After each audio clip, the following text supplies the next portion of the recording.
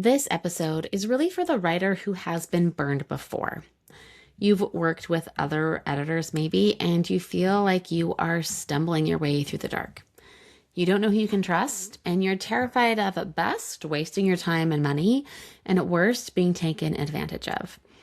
The worst part is that you don't even know if you can trust the people that you're working with.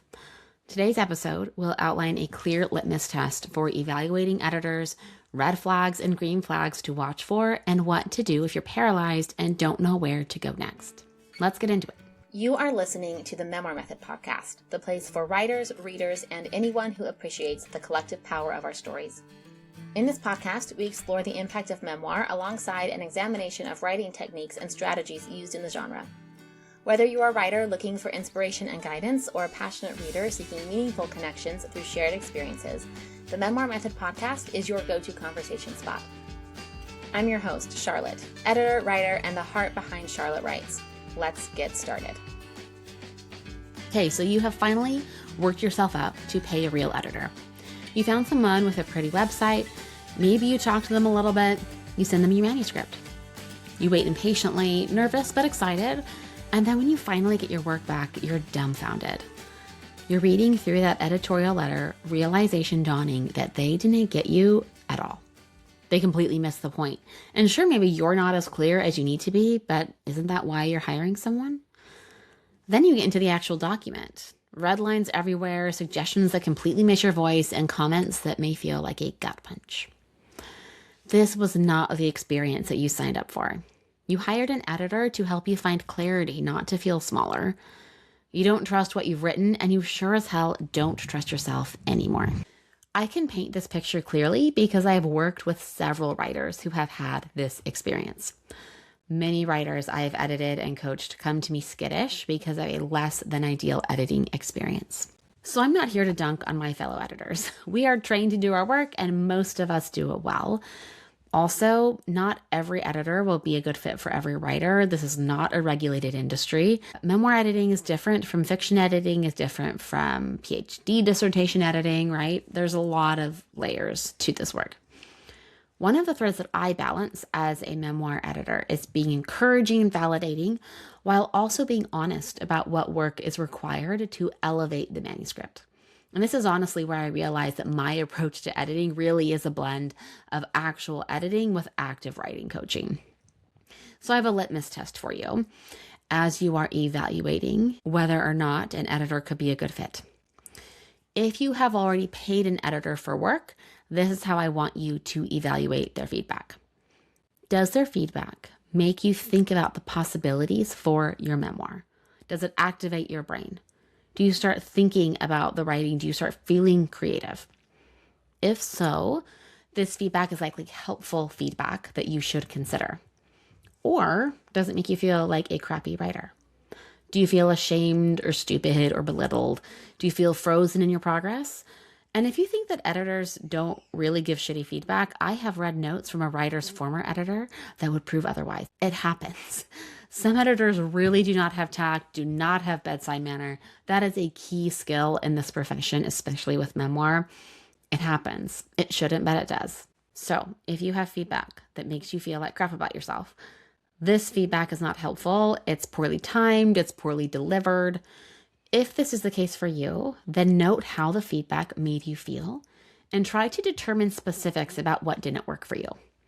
Take that information with you as you search for someone who is the right fit. If you have not hired someone yet, if you're looking for an editor and talking with potential hires, this is what I want you to pay attention to. I want you to ask them about their follow-up protocols. Do you get a call with them after they've completed the work? Do they have coaching options? Do they have additional resources to help you integrate their feedback? Can you apply the cost of a manuscript evaluation to a bigger package if you like their work? How much access will you have to them? Also pay attention to the questions that they ask you. Are they trying to understand what you're writing? Are they asking about your process, about what frustrates you? Are they trying to understand you and your story, or are they just trying to pitch themselves? Again, I'm not trying to dunk on other professionals, but again, this is not a regulated industry, and your biggest superpower as an author is your ability to trust your gut. When I am in calls with writers, I try to balance that active questioning and listening on my end with also giving them the information that they need to know about working with me. So there's a balance there. And then, how does your body feel after you have talked to them? Do you feel relaxed? Do you feel relief? Are you excited? Those are all really good signs. Or do you feel tense, uncertain, anxious? That is also a sign that you should pay attention to. Your discernment as a writer, as a creative, as an author, I cannot overstate how important that is for you to be able to trust yourself. When you can trust yourself, then you can trust yourself to make the right decisions for who you work with. You're not going to be going into an editorial arrangement with someone out of it, oh my gosh, I hope that they make this better. I hope that they save it. I hope they can salvage it. That's going to result in a very different editorial experience for you than, okay, this is what I need help with. I feel like this person really gets me, really cares about understanding what I'm doing, really cares about me and my process, and I feel like we could be good partners. You see the difference in how you go into this process. I want to talk about the red flags that you need to keep an eye out for. The first one is opinion-y feedback. So feedback that sounds like an opinion instead of something constructive is a huge red flag. You don't want your editor's personal opinion, you want their professional opinion, and a professional opinion should always be backed by reasoning. This could look like, this doesn't make sense, or I don't like this. That's opinion-y feedback. Although I will say that I have been known to insert positive opinionated feedback. And also I try to give reasoning for why I like a passage so much. Whenever I'm giving feedback, I try to ask questions and again, give reasoning, especially when I'm offering critical feedback. Your editor's opinion should never feel like it's superseding your voice or your personality. You want feedback that indicates your editor is trying to understand you better. Again, my job is to make sure you're saying what you want to say. The next red flag I will call voice flattening. This happens probably more in a line edit. That's probably more of where it's a risk. But this is where your editor's suggested rewrites don't actually sound like you. My primary job as your editor is to ensure that you're saying what you intend to say while sounding the most like you. When you receive a flattening, dampening kind of feedback, if you don't trust yourself enough, you're going to wonder if the editor's rewrite is how you should be actually writing. And then you'll slowly lose the elements of your voice that make your manuscript yours. So if you notice, oh, this editor's writing this in a way that I wouldn't write it, you get to write it the way that you want to write it. Whenever I offer an idea for a rewrite, I always try to imitate my author's voice as much as possible, but I also say, write this in a way that feels like you. Like, this is the base idea, take it and run with it. And they always do. Very few writers keep my actual suggested rewrites, but I want to give them an idea of what I'm thinking so that then they can make it theirs.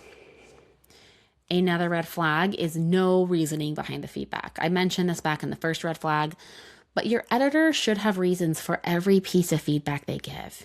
Even in a copy edit, your editor should be able to cite why they are suggesting a change.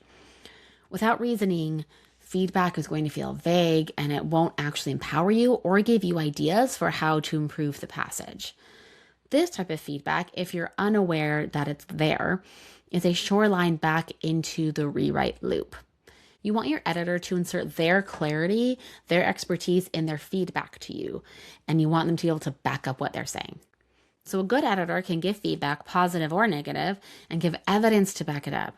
You're paying them not just for the surface level professional opinion, but the expertise behind it. We should always be able to defend our feedback. And so vague feedback is a no-go. Next red flag, belittling feedback. Again, this doesn't happen a lot, but it can happen. And I've seen it happen both with myself in the author's seat and working with editors after they've had a bad editorial experience. You want to know that your editor's on your side, especially in memoir. You're already vulnerable. You're already a little out of your depth. You know that you have blind spots. And a snarky aside in the manuscript could crumble your budding confidence. You need to have someone who you know is with you. If you feel like your editor is talking down to you, if they make you feel stupid, run. Like, you deserve better than that. Okay?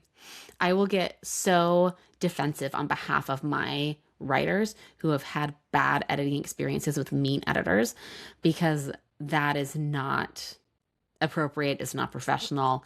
Again, I only say this because I've seen it happen. So you get to work with someone who makes you feel great about yourself and about your potential, not someone who's just mean because they don't know how to be nice in their feedback. Okay, the last red flag is getting into sentence level edits before you feel good about your structure. So I'll say this again, you are the boss. For me to move forward down the editing pipeline, I need you to feel fantastic about the structure and the content of your draft. We need to do editing in the right order, right? So if you hire someone to do a developmental edit or an evaluation, but they're all up in sentence suggestions, then they're not actually doing the work that you hired them to do. This happens, especially when, you see, oh, that sentence verb agreement isn't there. I would phrase this differently. This is clunky. That's line edit work. You're probably, especially if you're listening to this podcast, you're probably going in looking for the kind of that big picture structural work. That's developmental work. So if you notice that the editor is giving feedback that's about the line level stuff, but you don't feel confident in the structure stuff, then I would look for someone else. Line edits will only be effective when you have your through line locked in, and going in the wrong order will completely derail the process. So before you agree to move forward with sentence level edits, you need to feel really good about the bones of your memoir. And if not, this is just a sure recipe for wasting time, energy, and money on an unnecessary edit. Okay, so those are our red flags. We have opinion-y feedback, voice flattening, no reasoning with the feedback, belittling feedback, and then getting into sentence level edits before you feel great about the structure. I'm not going to leave you with just a bunch of red flags in this episode, though. I want you to know what green flags look like too. Green flag. Your editor cares about what you intend to say. This is the greenest of green flags, when your editor takes the time to really dial in on what you want to say and not what they think you should be saying. A good editor will ask questions, keep asking questions, and get you to actually think. I want to activate your brain. I don't want to put my brain into you. I want to ask you the right questions that will get you thinking about your story. I can't do the level of editing that I do, developmental, high-level structural work, without knowing what you actually want to say with your story. That's why whenever I work with writers, both one-on-one and in my cohort program, the Memoir Method, we focus on foundational work first.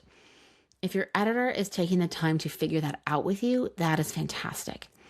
Because if we are misaligned, if I think you're trying to say something and you think you're trying to say something else, it will be a miserable editing experience. You will be so frustrated and you will not feel good about it. That's why I really care about making sure that I know what you mean to say. And for that to happen, you need to know what you need to say. So that is really some of my favorite work that I get to do, is helping you figure that out and making sure that I understand it really well so that we can move forward in the actual work and it will actually come together. Okay, the second green flag.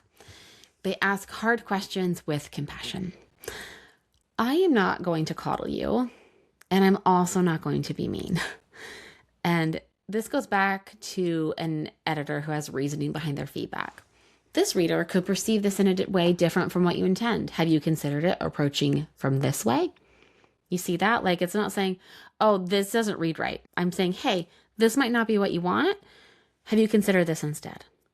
Whenever I'm working with a writer, I ask them questions and I really want to get into their psyche, and I want them to get into their psyche in a new way. I want to understand why they want to tell their story a certain way. I cheer for you and point out where things are really landing, and I'm going to push you. You want an editor who pushes you. You want an editor who will challenge you without being mean about it. Okay, next green flag. They care about your reader. My job as your editor is to bridge the gap between your story and your reader. I am constantly evaluating how the reader could perceive your story, and I'm poking holes so that together we can figure out how to plug them up and get ahead of questions before the reader has them. That is an editor who's really thinking big picture and directing your focus where it needs to be as the author. When an editor cares about your reader, this is where they will spot your blind spots. This is where they will help you smooth out any points of confusion, establish your emotional arc. This is really, especially in this developmental work, your editor needs to know your reader. and which means you need to know your reader. Again, I always start out with foundational work with my writers. So an editor who takes the time to figure this out with you is one who's doing their job. Next green flag, they defer to you as the boss. I actually just hopped off a call with a new client where I told him that he is the boss. He gets to decide what to do with my feedback and what he's ultimately creating. He gets to push back if he doesn't feel like my feedback fits what his vision is. Your editor's feedback should never be do this, don't do that. It should be couched more as have you considered? And you could handle this in a few different ways. Here are my favorite. And if you want this effect, try this. Do you see the difference? It's giving you, as the author, the autonomy to create what you want to create. It's showing you the different possibilities, opening you up to things you hadn't considered, and letting you choose. Your editor should let you choose, and they should provide feedback in a way that allows you to do that. A good editor will make you feel like an author, not a high school student. Which leads me to the last green flag.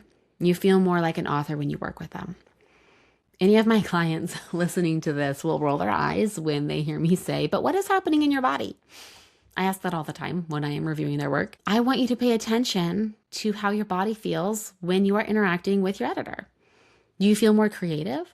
Are you seeing more possibilities? Do you know what to do when you open up your document?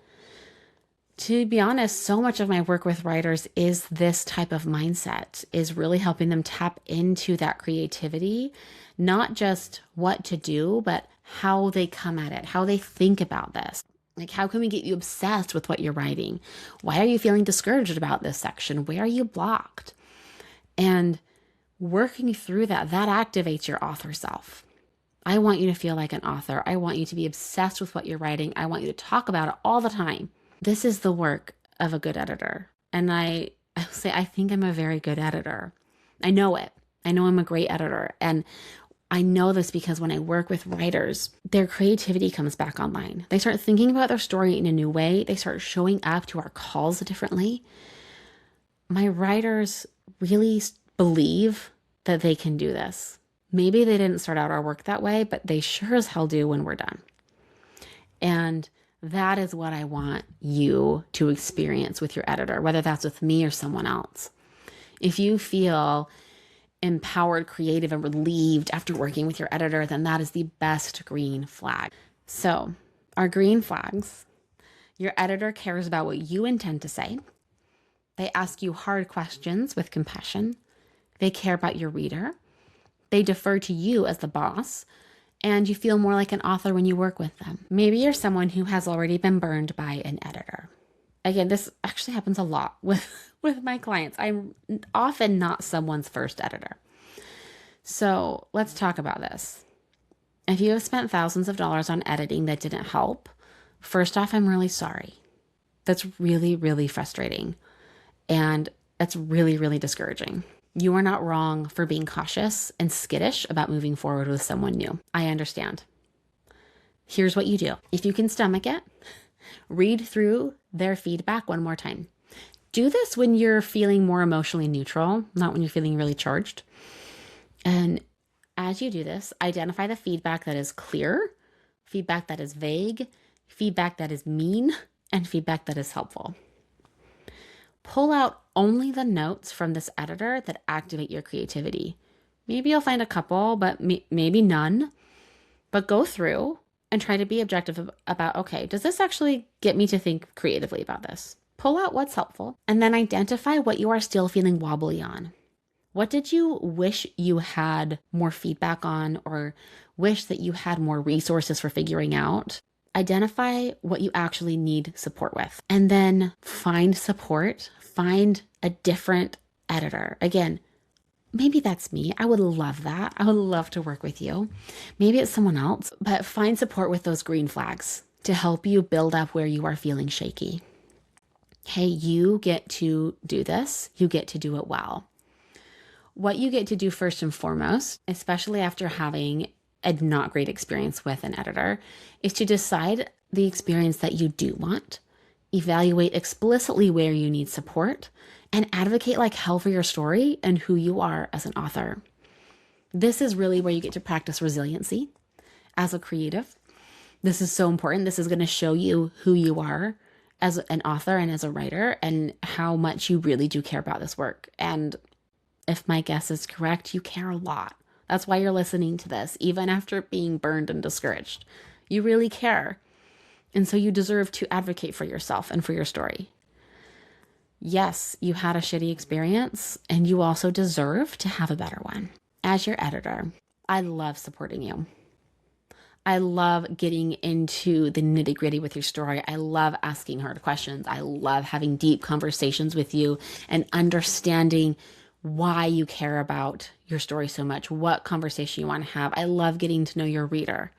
This is my favorite work. I care so much about your story. I can't care more than you do. That's something that we get to work on. My opinion as your editor doesn't matter as much as how you feel about your work. My job as your editor is to empower you and unlock that obsession with your story. I love to do that. It's so much fun to see. My job is to make sure that you're having the conversation that you actually want to have with your story. Not every editor is for every writer, and I just want you to have the discernment and the tools that you need to find your best creative partner. That's what you need. Regardless of how you're publishing, you need to find and hire professional support that feels like a partnership. That's what I want. That's what I love to do. That's what I want for you. Obviously, I would love to work with you. And for the writer who is a little skittish about trying out a new editor, I built the Memoir Method for you. We just wrapped up the winter cohort at this program. This is my group program that I run a few times a year. One of the writers in there was very nervous about trying out another program that under-delivered because she had been burned before. She said, and I quote, "If you know that you have a memoir in you, Charlotte will help bring it out of you with a non-judgmental and insightful hand. She will take you seriously without making the writing process seem out of reach. In this course, you get a coach, a mentor, coursework, and an editor all at once. I don't know where else you can find that." This program is singular. I have not seen another writing program like this anywhere. This experience, the Memoir Method, is part course, part coaching, part editing. And yes, you consume curriculum. I also expect you to do your homework, and I check it. I review it. I give feedback on it. We have weekly workshop calls where you bring your questions and your blocks. And because I know your story, because you've done your homework, I can coach you specifically and deeply. You get to submit writing to me that I review. So you get to experience what good feedback is. And also push back. Again, you get to experience, okay, do I like how this feels? Do I like this? This is such a fantastic solution for writers nervous about trying out another editor. You get to experience my style of editing and coaching in a much more low stakes container than dropping multiple thousands of dollars on someone who is not going to do what you need them to do. I'm obsessed with the Memoir Method program. It is so much fun to run. We start our spring cohort on April 16th, just a few weeks away. And this is really the work that I wish every memoir writer had before they started. I have heard from multiple writers who have walked through this framework and through this experience. They're like, oh, I wish I had had this when I first started out because it makes it easier. I want you to trust yourself. The Memoir Method is a program that is designed to ignite that discernment, ignite that trust in yourself as an author, to feel empowered as a storyteller, and to make strategic, creative, intuitive moves as a creative writer, and to do so with the support of a professional who knows what I'm doing. Okay. I have the link in the show notes for you to learn more about the Memoir Method and to enroll in the spring cohort. Again, we kick off on April 16th. This is a special group. This is a special container. Like I said, you won't find another container like this. And I would love to have you there. As far as I'm concerned, there's so many green flags. And if you are unsure about whether or not this would be a good fit, please slide into my email at hello@bookishedits.com or into my DMs on Instagram. I'm on Instagram at the.memoir.coach. And we will figure out if this is a good fit for you. I really want you to feel good about your decision. I want you to feel empowered as an author, and I will give you all the tools that I can to help you feel great about your memoir and the support that you choose to hire. So you're wonderful. Thank you so much for joining me in this episode that's a little bit longer, and I will see you next week.